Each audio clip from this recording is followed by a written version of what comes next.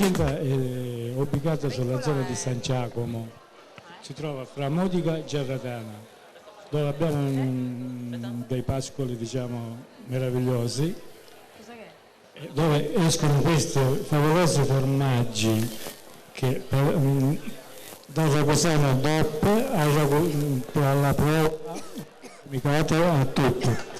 Da qualche mese andremo a produrre anche il latte, che è un latte biologico, si sente? Sì, che è un latte biologico, di agricoltura biologica, a chilometro zero, perché la mattina diciamo viene munto e dopo un'ora si trova già nei punti vendita.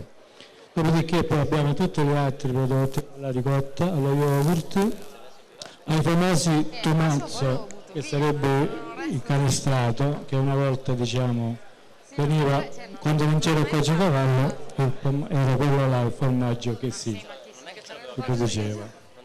Io vi ringrazio di essere qua.